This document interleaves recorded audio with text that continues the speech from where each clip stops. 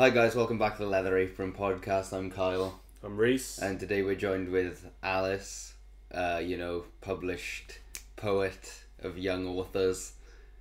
HR. HR for Leather Apron. Say hi, Alice. Hi. Yeah, today we're going to be talking about something that everyone knows about, everyone's aware of, everyone has a favourite, and that's movie sequels. Yeah. Yay. Ooh. It's a jar of worms that everyone loves to open, whether you love them, you hate them. So yeah. So let's throw that out there first off. Who's favourite movie sequels, guys?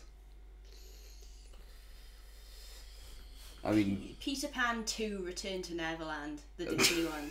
Straight to it's DVD. my favourite Nice, sequel. nice. What about you? Holy shit. I think for me the Actually, first... I'm lying. It's The Mummy. It's The Mummy 2. Oh, The Mummy Returns. Yeah, Mummy Returns. Yeah, It's my favourite movie Returns. ever. Mummy Returns, the That first one act. with The Rock. Yeah, the first Yeah. acting job of Dwayne The Rock Nice. Johnson. That terrible CGI Dwayne The Rock Johnson face on a giant scorpion. Yeah, you It's can't just go the wrong. Best. You still haven't given an answer, Rhys. I'm fine, I think. I don't know, for me the Someday. first one that comes to mind is Terminator 2. Ooh, that's a good one. Yeah, Terminator 2. That's a very good one. I think The Dark Knight, probably. Dark Knight, that's a big one. But the thing is with I'm movies... sure there's other ones. Oh, I like The Raid 2. The Raid, Raid 2. yeah, that's a different one, and that's good violent. Yeah. Yeah. Well, the thing with movie sequels is they tend to be overdone, mass-produced. Yeah. Yeah. Well, I guess it comes down to the movie business of movie making business. Yeah.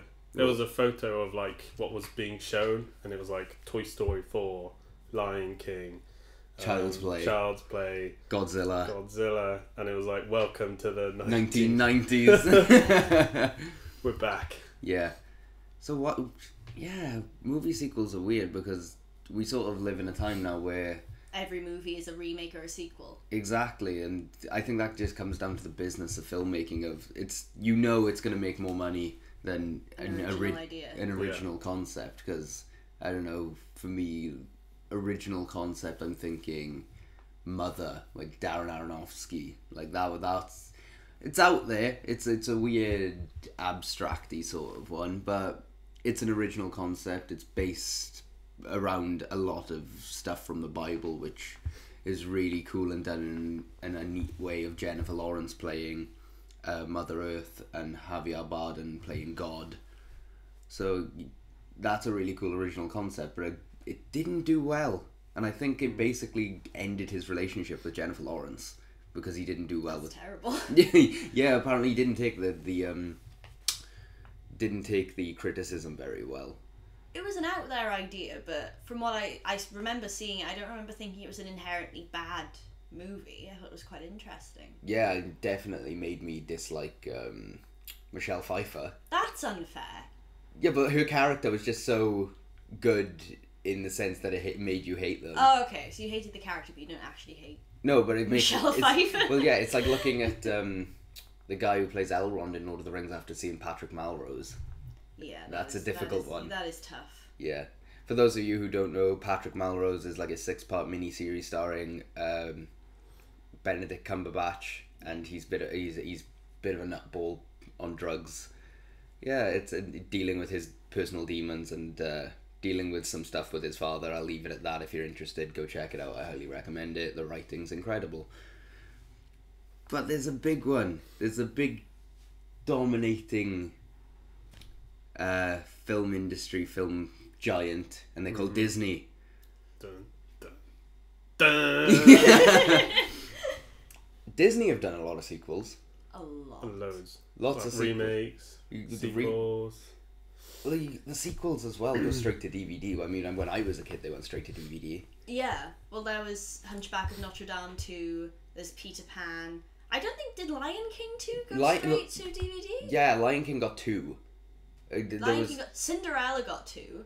Yeah, that was weird because the third one was about the sisters. The third one is like a sci-fi twist where they like go back in time or something. From what I know. I don't know this one. Yeah. That's trippy. Yeah, that sounds interesting though. Little Mermaid got one. Yeah, about her daughter. But you'd think after so many straight to DVDs, they'd think this isn't working. This isn't a formula that works. Well, I mean, what's your take on it, big man? I think now that they used to be quite, like, a sequel would be quite irrelevant. That's why they went to DVD. Yeah. And now that they've become a huge business, I think because of things like the Dark Knight trilogy and superheroes and things like that, they're becoming more and more into films, and they're in cinemas and things like that. So yeah, well, I think, like, for Disney anyway, I think they kind of had the opportunity to test the water and do all these sequels purely because they had the money to do so, and I bet it probably didn't cost as much to do a Disney sequel then as it does now. Like, Lion King remake is kind of unnecessary. Everyone knows it. Yeah, it'll be cool to show off all the CGI and progression we've had, but it's essentially still the same story. Well, if you're still using James Earl Jones as Mufasa, you can use the rest of the cast because they're all still alive.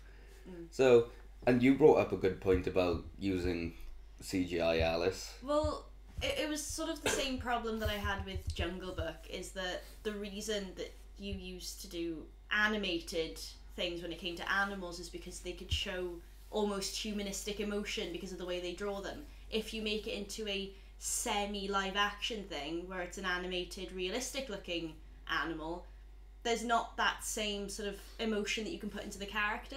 Yeah. So the humour doesn't quite translate in the same way. Well, yeah, Pumbaa's face compared to Pumbaa's face in the new one, the only comedy you're going to get in the new one is going to be Seth Rogen. Yeah, the voice. Yeah. So yeah. I think there's a bit of an issue there, and then again that sort of brings up that sort of thing where people are calling it like a live action when it's not. Yeah. It's still animated. I mean, there are those moments, one I'm thinking of, that still wrench on the heartstrings, like in the new Dumbo. Like, you're always going to have that moment where he reaches for his mum behind the jail cell. Yeah, but again, that's cashing in on what made it so good the first time. There's not really much like originality to it. What do you feel? How do you feel about sequels, Rhys? They've become, I think when they were straight to DVD, it was almost just like a massive cash grab. Yeah. But then they've sort of tried to say, hey, it's not a cash grab, it's something new and different. Yeah. But it's still a cash grab. It's still a cash grab.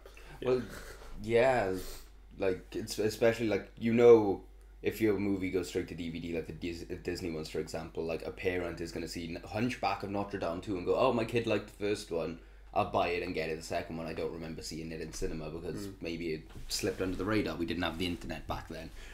But, back then. Back then. We had dial-up. Ye old days of 1990s. Yeah, I think, for me anyway, I think, like, sequels should sort of just be used to, like, expand a story if the story requires it, because, I mean, you get some really cool self-contained movies that are standalones, Pulp Fiction being one of them for me anyway. Like, you can't exactly continue that, and any big studio, if given the chance, probably would have gone, let's do a sequel, it would have been so cool, but, like, where would you go? Where would you go? You look at certain things and it's like, well, how can you do a sequel to that? Like, it's so strange. Like, the new Stephen King's It, makes sense. 2 parts. The original was in 2 parts. There's a lot of source material to get through. It's a lot of source material to get through. Yeah. It's a lot. I'm just looking at the book on my shelf now. I'm just like, wow. Yeah. There's like 1,100 and odd pages. Yeah. Oh, jeez. You kind of have no choice but to put it into a sequel, otherwise you're only getting half a story. Well, yeah, because you've got... Well, it is sort of half of the story, isn't it? Because you've got the children, and then you've got the adults. Yeah. That being said, if there wasn't a sequel to the new... to It, the new one, I wouldn't be mad, because I think they did it in such a good way that it was maybe a little bit self-contained. Yeah, I see that. But then... Well, yeah, the only problem you'd have is that final after credit laugh from Pennywise, which could easily be taken out. Yeah. Yeah. I mean, it was the same with Halloween. Yeah. That was good. Yeah, that was really good. Let's retcon the series and make 2 more. Yeah. Well, the thing is as well, like it's like you've got these awesome sequels, like the new Halloween, which like sort of tidies up its own history. But people were trying to do that before it was even well received. Like, I remember watching Texas Chainsaw 3D, which 2013 maybe earlier, and that tried to retcon itself, and it didn't work. So it's weird how like it might not have worked then. It just takes a different sort of take on it, doesn't it? Yeah. You got X-Men: Days of Future Past. Yeah. That sort of went time travel. Yeah. Get rid of all the shit. Still, that sort of set up more problems than it was worth. Yeah, time travel does. Yeah. Yeah. Oh man, unless it's Endgame. Endgame done a pretty good job. Yeah. Yeah.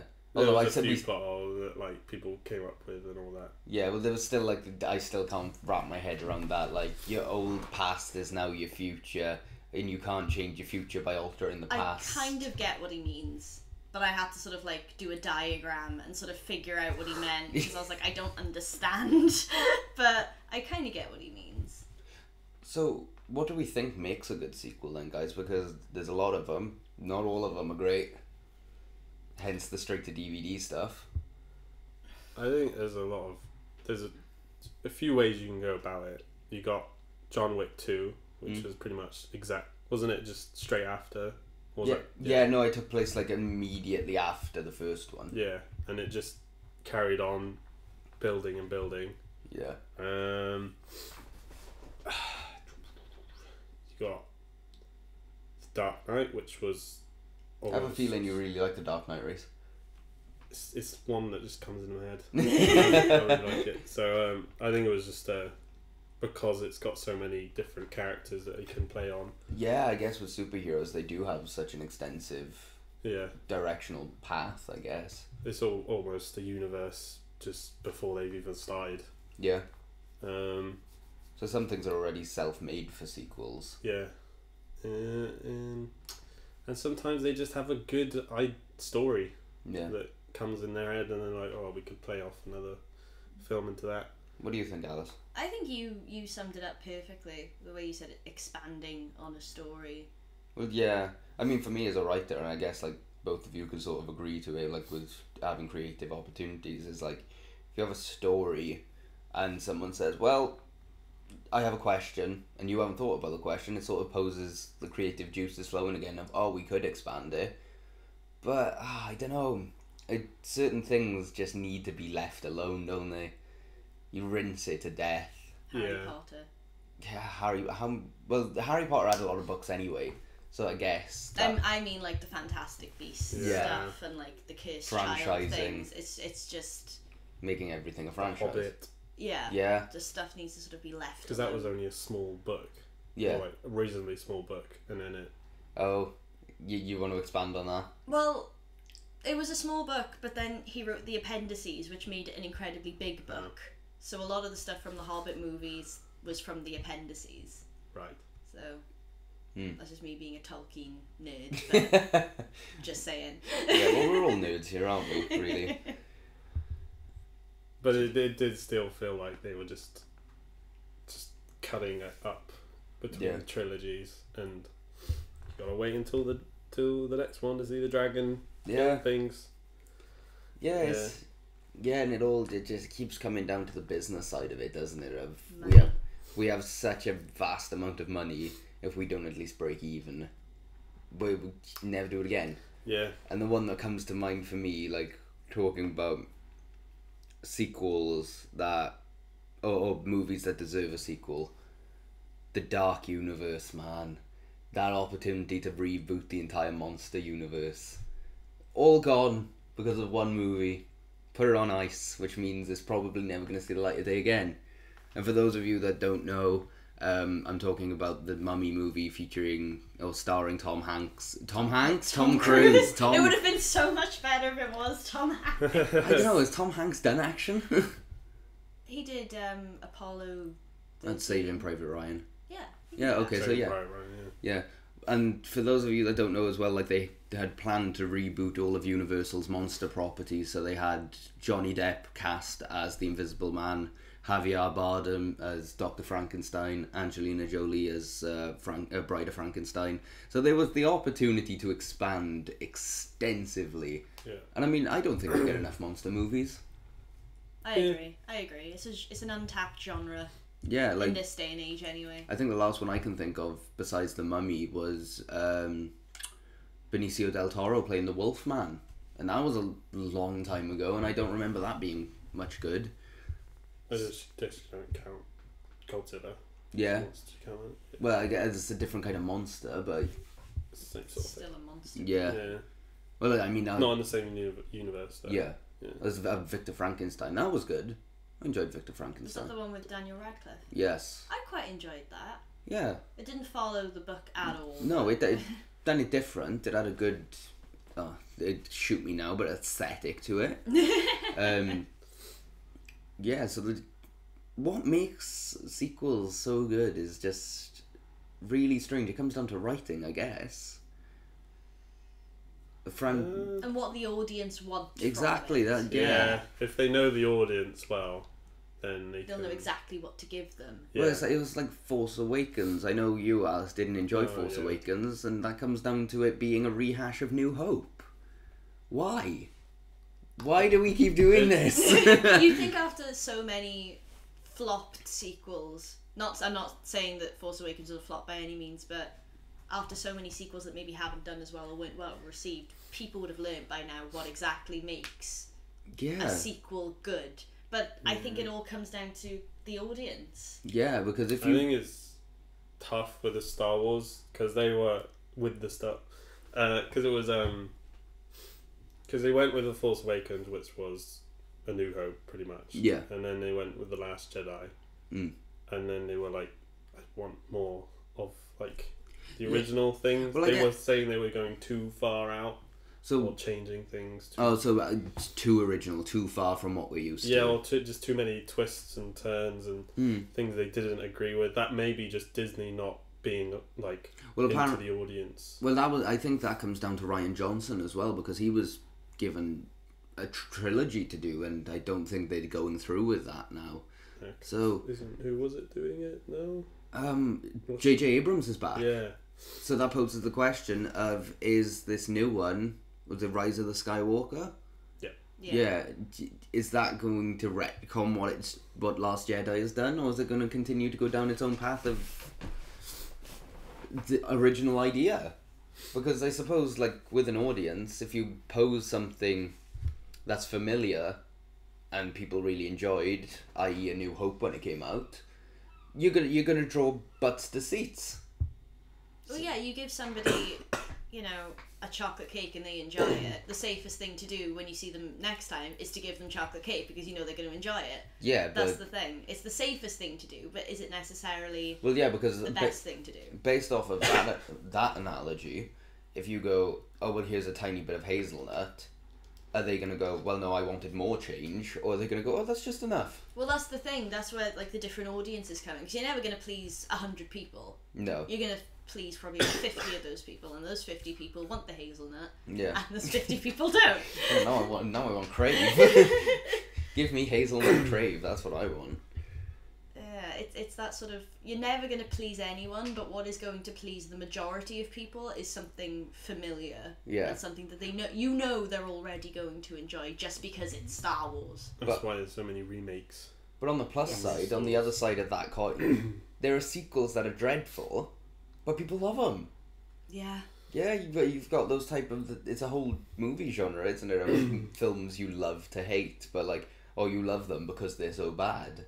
First one that comes to mind for me is Trolls. You okay there, bud? Do you want to get it out of your system? I think I'm alright now. Yeah, cool. Was it an extremely cutting comment about Trolls that you just couldn't handle? Because it was like, I'm pretty sure the second one, it was called Trolls 2. It was about leprechauns. Where the There's that whole Now You See Me thing. Oh. That Dan Harmon went on a massive rant about because the sequel was called Now You See Me 2. When it's a setup of a phrase. Yeah, it's the setup of a 2-part phrase. Now you see me, now you don't. The second one obviously should have been called Now You Don't, and it really annoys me. Yeah. I don't know, like, it seems like we're going round in circles about movies. Like, there's so much that goes into movies. So much. And there's so many different working elements. It's like its own entity and machine. That, do you blame bad sequels on producers that mass produce movies because they see untapped money opportunity, or do you blame the writers for coming up with something that isn't exactly deep and meaningful, or is it the director's vision? It's a lot. Creative direction, or yeah, it's like how you want to adapt the script to screen. Exactly. It's like director of Rogue One, Gareth Edwards, made 2 endings to Rogue One. One was the Disney version that they thought they would like, and then there was his version, which was the one we got, which is everyone dies. What was the other version? It was supposed to be not that many people die, they get away, woo, happy days. I prefer the other one. Well, Disney was like, yeah, actually, we like that, but there was also a lot of friction from what I remember reading about creative control. So again, as a director, you have to please not only yourself, but you have to compromise your own vision to make producers and investors happy, because if the people investing in your product aren't happy, they're not going to keep investing. No. And then we come back to the business side of things. It's all about the money. It's all about the money. It's all about the money. Here comes the money. Here we go. I think the person to blame is the person who commissions the sequel ultimately, because somebody commissioned a Mulan 2. Yes. And Mulan 2 didn't need to happen. No. Cinderella 2 didn't need to happen. I'm going back to the Disney ones because those are the only ones that I have a vast knowledge of. Yeah. But I think ultimately, you know, it's somebody's job to write it and then it's somebody's job to direct it. But ultimately somebody went, you know what we need? A Mulan sequel. Yeah. Yeah, I suppose If so. you've like chucked a sequel at some like script person and like, Yeah. where do I go with it? Yeah. It's Because I mean, if from the someone beginning. if someone came at me from a writer's perspective and went, oh, I don't know, here's Hellboy 2 to the recent Hellboy that came out, would I want to touch it based off of the reaction that this one got, which was kind of a flop? My answer would be yes, purely because I love the character and I'd want to try and at least give people some semblance of, it wasn't that bad, look, we can do better. But then once you hurt someone, are they going to come back for more hurts? I really enjoyed the last Hellboy. Yeah, I liked Hellboy. Like, I thought it was a bit of a mess. yeah, in what Yeah. sense? Yeah. I don't know. Just yeah. Just, yeah. I can't think. Was it the of- Arthurian element that you didn't enjoy? What's that? Which King one? Arthur. Yeah. No, I just like it felt like it was just going all over the place, and they didn't really know which way they were going for, because they went from thing to Britain to killing a guy. Yeah. It was all just a bit. It was too very much. jumpy. I'll give it that. I can agree with that point. But as an audience member, we got more Hellboy. That's what made me happy. And I am upset that we probably won't get a another sequel, one, no. and we won't get to see where it went. I think it was really, like, some people thought, I think it was Tom, our producer at Leather Apron, that said it was full of swearing for the sake of swearing. Yeah. For me, I didn't get that at all. I thought it worked I didn't notice it. really I well. can't think of many examples, but that is a problem with a lot of films. Yeah, well, I mean, again, it's a comic book adaptation. There's a lot of source material. You might just end up picking the wrong horse to bet on. Yes. Yeah. I quite liked it. I liked the Arthurian element to it. Yeah, no, it was very different. Like, I didn't even know that the Arthurian stuff until you pointed it out. Well, I don't know. I think it was because they mentioned Excalibur, and I was like, oh, it's going to be full of Arthurian lore, and you were like, no, it's not. And then, Yeah, half an hour yes, into the it movie, was. it was full of Arthurian. It wasn't lore. even half hour. It was literally started with the Blood Queen. Yeah. I was Yeah. like, and I just sort of looked at you like, Yeah.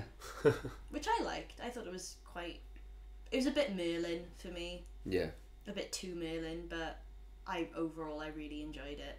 Yeah, it's a big red demon dude kicking ass. Yeah. Why wouldn't you like Yeah. that? So it's that simple concept. It's like the Doom game. Yeah.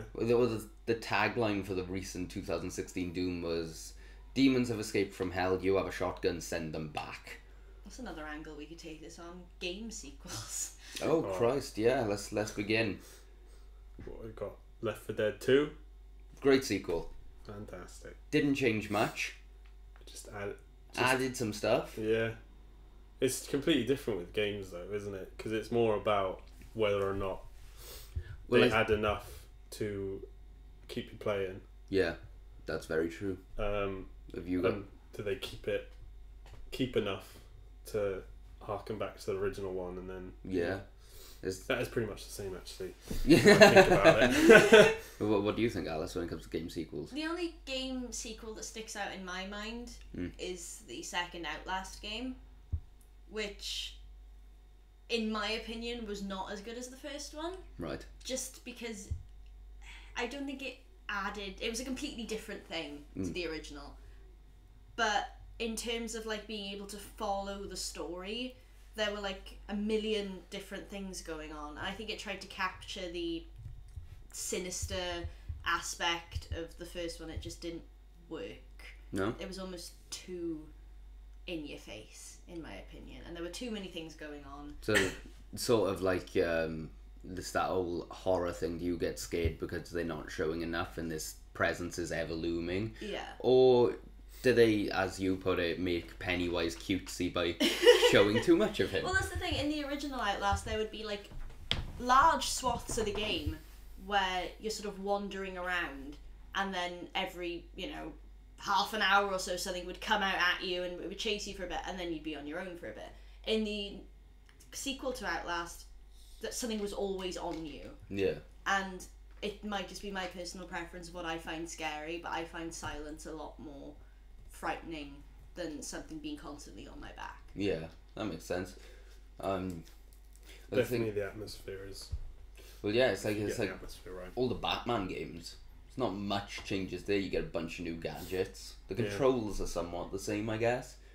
You have the same elements of stealth and or hand-to-hand combat if you want to go in balls blazing. So, it's like, I always, for me anyway, I enjoyed all of the Batman games. Like, I don't remember not enjoying one or the other, and I remember apparently a lot of people didn't enjoy Arkham Origins. Didn't really see why. I thought it was just as good as the others, and it introduced a new element of the online play, and I think that was totally overlooked and had an awesome chance to expand, and obviously it didn't get the chance to expand.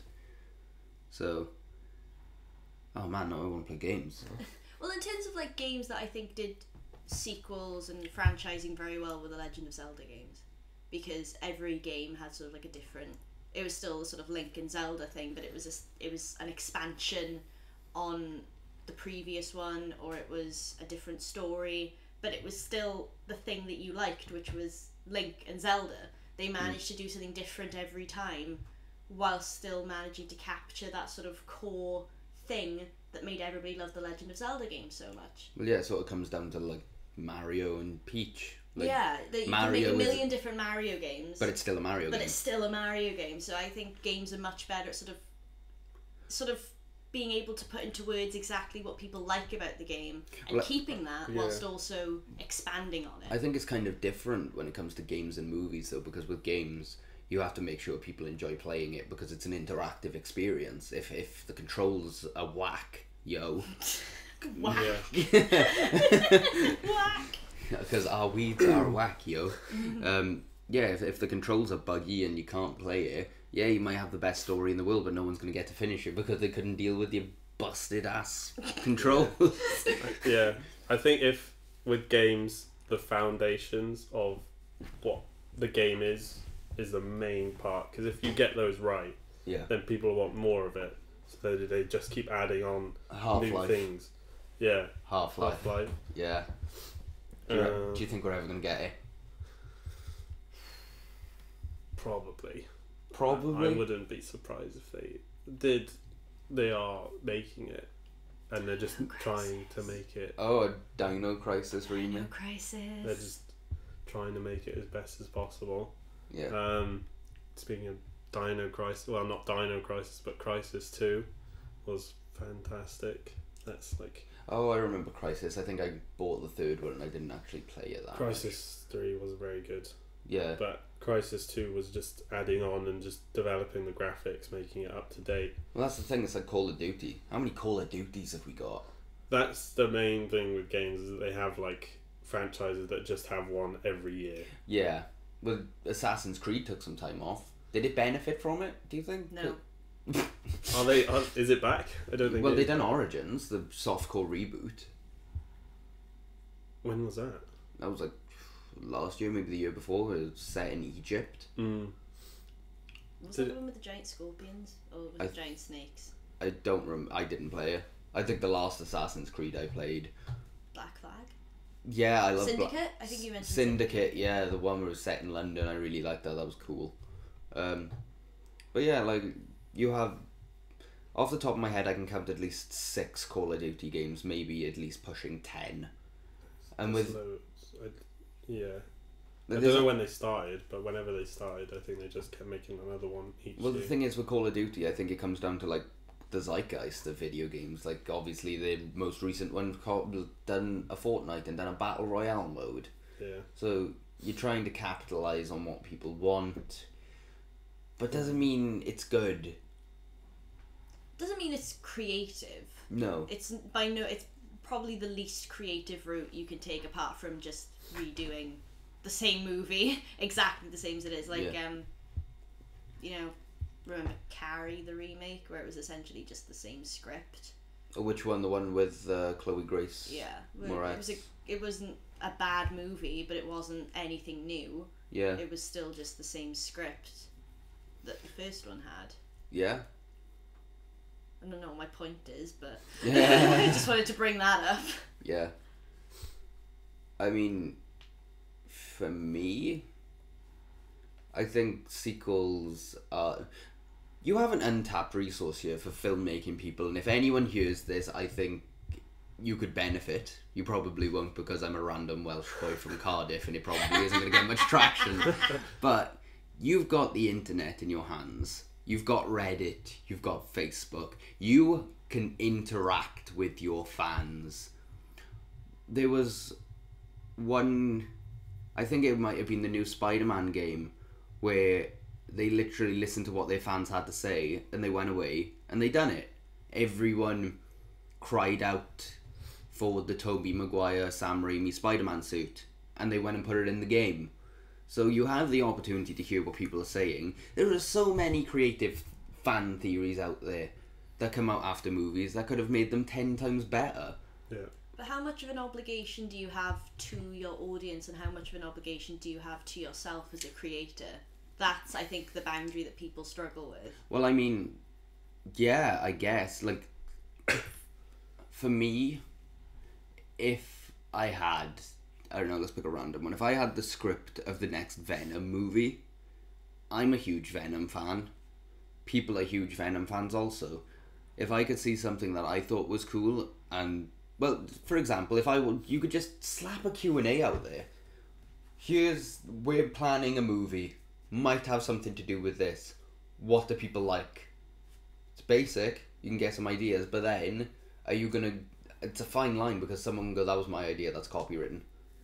It could be considered pandering as well, because again, how much of an obligation do you have to what your audience wants? Yeah, well, I think without them you ain't making more movies because no one's going to watch them. They're also not, some of them might be, but they're not writers, they're not people who are in and been trained in the industry, so what they might think will make an amazing sequel or remake or whatever, when you actually put it down on paper, actually makes very, very little sense. Yeah. And wouldn't be marketable. Yeah. No one would watch it. I guess. And even when people don't like a sequel or a remake, it still gets a lot of attention. Yeah. So you sort of have to put that up against, it might not be great, but a lot of people are looking at it, a lot of people are looking it up, and it's gained a lot of traction. As a counter argument to that, you're saying that people aren't writers and don't have the right ideas. Marvel bought the idea for Venom for $50 off a kid off of a contest because he said that they would like design a new Spider-Man suit, and he came up with an all black one, and they thought that was a really cool idea, and they managed to flesh it into one of his most deadly villains, arguably his biggest if you're a Spider-Man fan. Yeah. So I don't know, because if people will go and hear all our ideas, it's not difficult to sway through a good bunch of them, pick an idea or two and make your own. Yeah, because otherwise you're going to get like a horse built by committee. Yeah. Where you end up with a camel. Yes. You know, it just doesn't make any sense. Too many cooks. Too many cooks in a kitchen, rather than somebody going, here's the best idea, let's just do it. Sort of like music, you hear musicians say all the time, we do this for us, this is the music we like, and the fans just so happen to like it. So with movies, I guess they don't have that privilege of going, this is my idea, I like it, this is what I want to do, because they have so many people riding on it, making a profit. Yeah, it's massive money going into film and music. There is a lot of money, but it's more subject to one person saying, I like this song, I'm going to give it to a studio. Yeah. And be like, get it out there. I mean, how long have we been going for? Half an hour. We're no attraction, but what kind of effect has Netflix and stuff had on like remakes or like sequels and things like that? Because Netflix are churning out like Netflix original movies and things like that, having a really massive effect on the film industry. Yeah.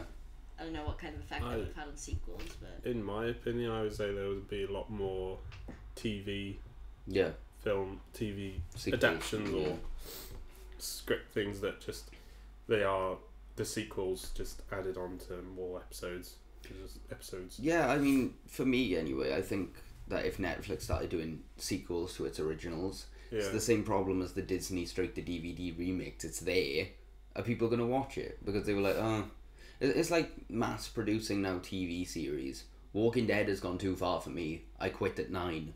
I tried my hardest not to quit because I remember watching that first episode and loving it. So getting all the way up to season 9 and watching them not even be able to commit to killing Rick Grimes, spoiler. Bit too late for that. Hey, hate me, love me, whatever. There's no such thing as bad publicity. That's it. This podcast is going to become just me shouting spoilers at people now. I'll put a massive spoiler thing at the beginning. Yeah. And Kyle will say spoilers. Yeah, like I have no filter, and then when someone spoils something for me, they're the devil. Only I can say spoilers. Yeah, how dare you? That's my gimmick. King of spoilers. Yeah. So like, for me, I say for me a lot because it's my opinion. Deal with it. Well, yeah, film and TV and stuff is incredibly subjective. So. Oh yeah, like see, Stranger Things is on season 3. Yeah. Wasn't the biggest fan of 2. Did it need another? I don't know. Possibly. I stopped after the first. I want to. I probably should watch the second and third, but I just haven't. I feel like it's done. Well, for me. That's the thing. I think with studios as well, they get such cold feet as soon as something goes wrong. Like they instantly cut it off. Like, no, it's going to be a flop. Like, you haven't given it the chance to develop. Like, for example, The Mist on Netflix, an adaptation of Stephen King's book. The film was great. I enjoyed the film, but the series got one season, and because it didn't do well, no, that's it. Cut it there. You could have looked at, okay, what did the fans like? What didn't they like? What worked well? What didn't? And try and maybe do a standalone special. Try and get people back on side. What you were saying about cold feet is incredibly interesting, because I'm going to take it back to Star Wars for a second.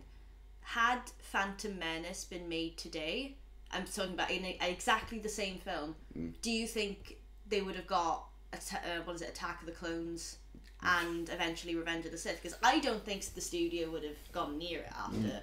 Well, what was it? Did Lucasfilm do it as well? So he had his own company behind it. Yeah, so I think it would have happened, but it wouldn't. It would have been worse. I mean, if they managed to make 3 of those movies, I don't know if you could do that now. Well, are we talking? Are they made by Disney, or are they made exactly the same? They're made exactly the same, but outside today. Okay. But today. I would just have the final few scenes. That'll be it for the Phantom Menace. Yeah. Like, final battle scene, great. Yeah. Everything else, get rid of it. Yeah. Like, they made a Jaws 2. They made 4 Jaws movies. Yeah, exactly. Like that. Jaws 2 that's wasn't insane bad. to me because like you can't, like you said, we don't get another reboot of the Dark Universe because of one bad movie, and yet they've managed to make like what was it, 5 Sharknadoes? Oh, and the rest. It's like, how did that happen? There's things like crowdfunding though, isn't there? Like if they get the amount of people behind it, then That's they how can you're make gonna do money. it, Kyle. You can do your own Dark Universe. You can crowdfund the whole thing. Oh, it depends if it's royal. I like that. We'll get Tom on it now. Yeah. Call my agent. Call my agent. Call my agent. I don't have an agent. Agents, please. Take me. Take my work. Sponsor agents. Yes, just screenwriting agents. Please help me. Help me! Yeah, I think the best sort of sequel for me was Fargo, the TV series. I agree. Those were great because they did it differently. They had like the same sort of style, but they also took it a different way, and they had all these different stories that were great. I think I've only seen season 1 of Fargo, so I can't really chime in on that one. I haven't even seen the movie. So. What was really good about it was they managed to capture, in some way, that sort of intangible thing that made the movie so good. And they managed to get it into a TV series. And I think that's where a lot of remakes and sequels and whatever struggle, is that they can't find that intangible thing that made the original so good. Well, but arguably there are some that beat the originals. That's true. Terminator 2, again. Father 2. Spider-Man 2. Not Amazing Spider-Man, that can get in the bin. that can stay in the bin. For me, The Mummy. Yeah, The Mummy Returns. But why are they better than the originals? Oh. I think it's just the first one was almost like a little dip Godfather. in the water. Yeah, like an alpha test or something. Yeah. We'll see if this works, and then if it does, we'll do this. Yeah, we've got something in the back that's even better. But then can you really rely on people to stick around? If you go, oh, we've got more, please don't leave. That's the risk you take, though, isn't it? Well, it's like, I don't know if James Cameron had Terminator 2 planned. Like, but I think what made that work so well was the fact that they took the original concept of Arnold Schwarzenegger being the villain and twisting it and making him the good guy now. Bringing something new to the play. It's different. It still had all the badass elements of these gunfights, robots. Like, yeah, it's weird. Like, Spider-Man 2, I guess for me anyway, Spider-Man, I'm so done with his origin story. But I guess at that point... Well, the Sam Raimi ones literally start every single time with a monologue from Tobey Maguire saying, I'm Spider-Man, yada yada yada. So... And you're just like, we know. Yeah. I know you are. Yeah. The second one, I guess, gives you the chance to go in more just Spider-Man being Spider-Man, and you don't have to deal with the setup. It's the same with Batman. Any superhero, really. I guess it's kind of different for Spider-Man Homecoming because they sort of just jumped straight in because everyone knows Spider-Man at this point. Only Spider-Man movie that I've ever actually enjoyed. Well, and Multiverse. Oh, you Spider-Verse. mean Spider-Verse. Yes, that was great. I enjoyed Spider-Verse. So yeah, it's like if you were to just take, I don't know, your favourite Moon Knight and just do Moon Knight without any backstory or setup. Anybody here is listening, please make Moon Knight.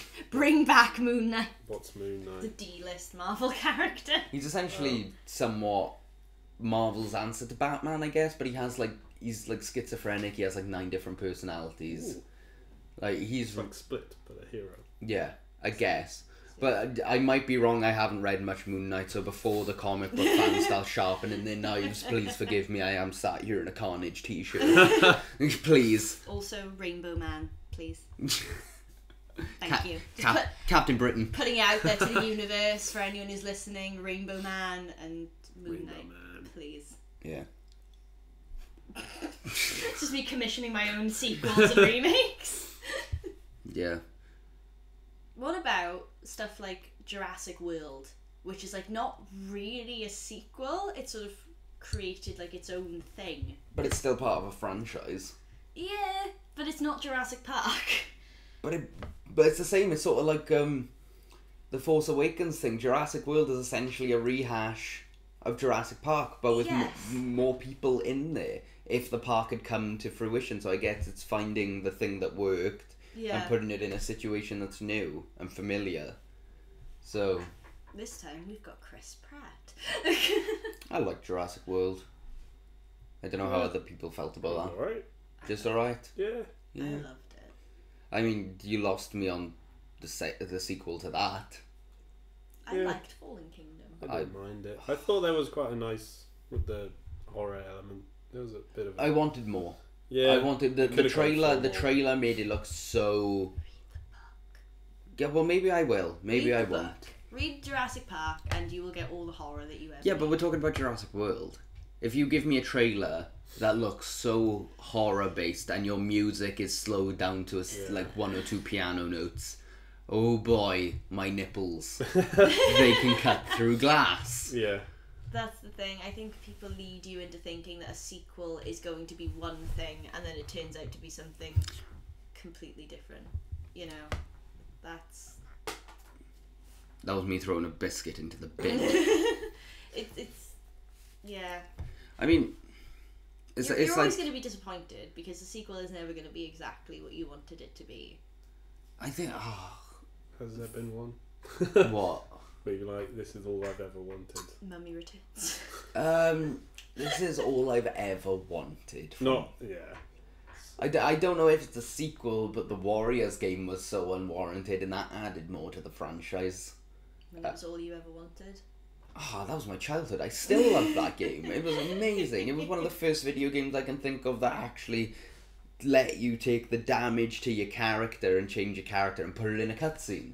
Mental. My 10-year-old brain is going off the wall. Yeah. The GIF thing with the guy. Oh yeah, its head exploding. Yeah. I think the Raid 2 was all I ever wanted, really, with the Raid sequel. It's just bigger, more fights. I don't know, because sometimes building towards something like the final fight scene in Endgame is all I've ever wanted from superhero movies. Like, Jesus Christ. But even the fight scenes in Infinity War with Thanos just beating them, that's all I've ever wanted, is to see these heroes that I love giving it all they've got, good versus evil. Yeah. But yeah, like, I guess some people aren't content with something so basic. It's like the Mission Impossible movies. How many of them are there? Loads. But that's mainly because what's his name? Tom Cruise. Yeah. He's like the producer, so he just keeps, I want to be more stunty. Yeah. So I just give him money. Make the film. Make the movie. Yeah. Do it. Moon Knight, go. It's like, I guess with that you could always go, well, I guess there's always going to be another global terrorist act or something along those lines. Is there always going to be another this, another that, for example? Well, I guess there can be, in the sense that there's always more to life. So God, no, it is really deep.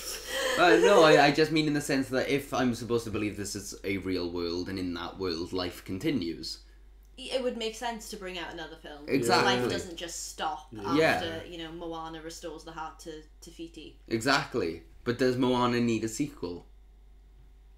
No. No, she doesn't. We get it. You saved your people. You're off. She peaked at like 16. That's the best thing you're ever going to do. Wow. You peaked at 16. Moana peaked. What are you doing now, Moana? Whittling sticks, you bastard. I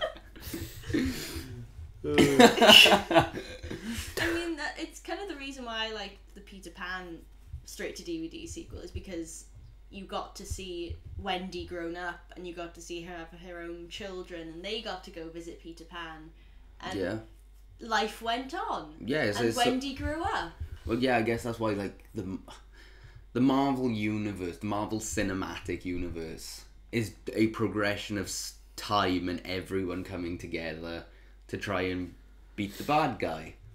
So, but not everyone can plan 10, 12 years worth of storytelling. No. Like, even if they had, like, how much of it did they really plan? Because I remember seeing a behind the scenes video of the binder they would give a director on the new project, and it's everything they've ever done and all the continuity of it so they don't fuck it up. So, yeah, like, not everyone can do that. And again, cold feet. Yeah. Cold feet. When do you decide to pull the no more button? That's a very good question.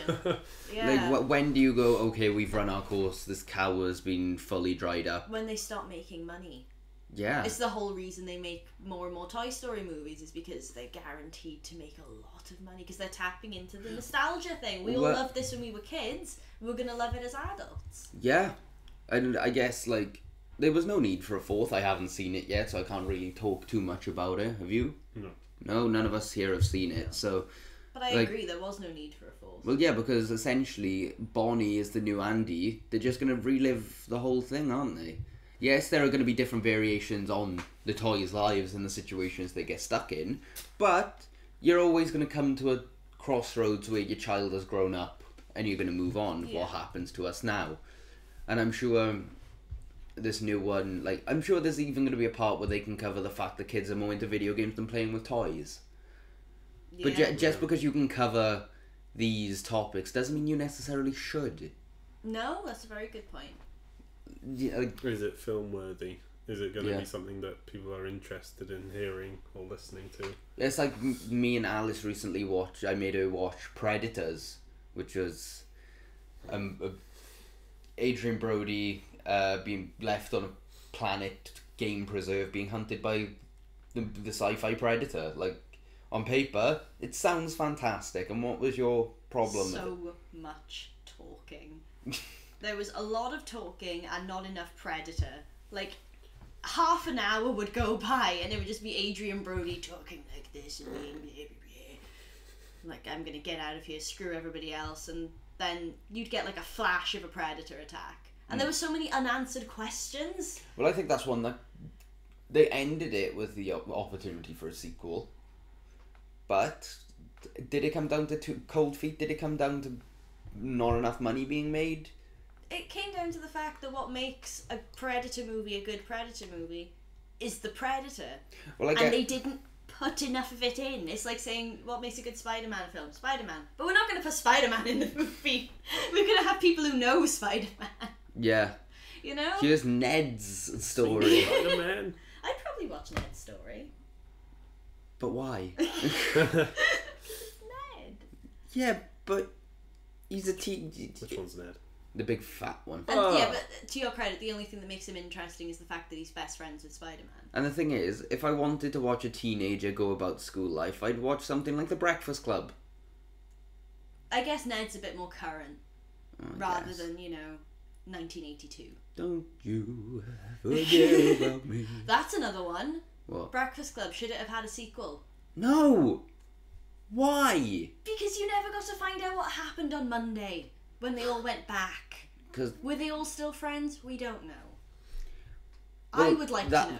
That film sets it up that they all know that Monday's going to come and they're not going to be friends. So I personally think you'd get, like, because I know people in my childhood that I could be friends with, but when other people were around, they'd act like they didn't know me. So they probably give each other a nice little, alright, in the hallway, but that's probably it. I think they give you so many questions because even if they do go back, there will be something that you were like, oh, this could have been done better, or this could have had a better thing. There's just so many ways they can take it, and there's only one choice. Everyone's a critic. Yes. You're never going to make everybody happy. Yeah. No. Like, even making one person happy with a movie is a massive challenge. Imagine trying to make millions of people happy. Exactly. Using the same thing. Well, what do you think would constitute as making the perfect, like, all-rounded, making everyone happy movie is impossible to tell. No, because everybody has their different tastes. Yeah. It'd be like a collage of a bunch of different genres in one movie, and then everyone would go, oh, it's a bunch of different genres in one movie. This is boring. Yeah. Well, it's like... But then that can work, because I'm thinking about it in Monsters University. It's comedy, it's family friendly, and then that part at the end where they have to try and scare the adults is pretty set in horror. You don't look very happy. Don't like Monsters University. But why? But that's more of a prequel, isn't it? Yeah. It's prequels to the sequels, coming soon, out now. it's a very weird thing, because I probably like a lot of other movies that do this, but when you take something fantastical, like a monster world, and then you put them in something so domesticated and so human as college, it can either come across as incredibly funny, which it did for a lot of people. For me, it came across as incredibly dull, because I don't watch fantastical movies for them to like go to college or to like go to the bank. Yeah. Or to pick up trash. I watch Godzilla files his tax returns. Exactly. The mummy, pays his alimony. Because I don't watch fantastical movies for them to be put in such domestic situations. And that's the problem that I had with Monsters University. And it's also a problem that I had with the Incredibles sequel. Yeah. Well, expand on that. It was so domestic. Yeah. Which is again partly what made it funny, but to me it just came across as Men Can't Look After Babies the movie. Yes, but on the flip side of that, it's how do you be a parent to something that's got 72 different superpowers? Like, parenting is difficult enough, but I suppose it could be considered a reflection on reality, that it could feel like being a parent could feel like looking after something with 72 powers, because there's so many different variations and things you have to juggle. Yeah. It's like, I think writing comes down to taking something that everyone can relate to, i.e. being a parent, maybe not yet for some people, but a large portion of the planet can relate to being a parent, and putting it in a situation that isn't inherently normal but can seem somewhat related. I guess. Like, I don't know, like, does everyone have a fear of sharks? No. The idea of a shark coming to the beach and not knowing why suddenly he's gone underwater and someone shouting "get out of the water" is horrifying. I'm just picturing like a proper shark just walking to the beach. Oh, with his surfboard and everybody's just running away and he's like, what? It's like Maui in his shark head. Yeah. Yeah. So yeah, sequels. Overall consensus? What, like a yay or nay situation? Just what do we think? Like, final thoughts on sequels? There's just too many ways you can go about it to be like, never do them. Because it's how you do them. Would the just remember, would kids, the film industry necessarily be able to survive without sequels? Yeah. Or is it probably? Yeah, probably. Yeah, but like, there's always films. If you think about it, saying it like that, the audience is so hardwired to expect a sequel that if you were to do it maybe in a time before sequels were a thing, would it work? Yes, but because we're hardwired into wanting more, needing more, expecting more, there's a certain level of everyone wants something and self-entitlement. That's an angle that we didn't really cover, is the fact that we're in a generation now where, knowledge is at our fingertips, and there's chat rooms and there's Tumblr and there's all these different things where you just want more of your character. You have conventions now where you can like be around all these people who love the same things as you. We always want more of the things that we love. So in this day and age, giving people not what they want or giving them too little of what they want could really damage. Yeah, I think it comes down to, obviously this isn't going to happen, it's just my own opinion, but producers need to maybe consider more about, okay, this didn't work, let's push it a little bit further, see if we can revitalise, and then consider maybe jumping ship and really taking the time. Like, I know filmmaking comes down to, like, you have a set time period, get it done in this time. Like, it's balls to the wall, it's very fast paced, it's exhausting. But just taking that extra bit of time to sit down and really consider what you're making. Because if I was making a Frankenstein movie and someone was going, I'm going to give him a machine gun, I, as a Frankenstein fan, would go, I don't want that. And I think a large portion of Frankenstein fans would go, no, I don't want that. So really considering your options before just going, it was a success, let's flush out another one, is the way to go. Think before you create. Yeah. You have such a responsibility to the fans and the people that take the time to acknowledge that, a la Stan Lee, get the best results. I agree. I think we're going to leave it there now, folks. Let us know what you think in the comments. Does this deserve a sequel? Yeah. Does this podcast deserve a sequel? We're going to go back and review where we went wrong, and we're going to amend it. Yeah, we're going to add, expand. It's going to be a cinematic universe. We're going to have an animated version. Yeah. So be sure to follow Leather Apron Productions on Instagram. Check out Hamasha on Facebook. That's one of our projects that'll be coming out soon. That's in colour grading phase. So yeah, be sure to just follow, keep listening. Yeah, Alice does. Alice is in Hamasha. So I've been Kyle. I've been Rhys. Yeah, I've been Rhys. And I've been here. I'm Alice. So thank you for listening to Sequel to the Prequel, coming soon, out now. Yeah.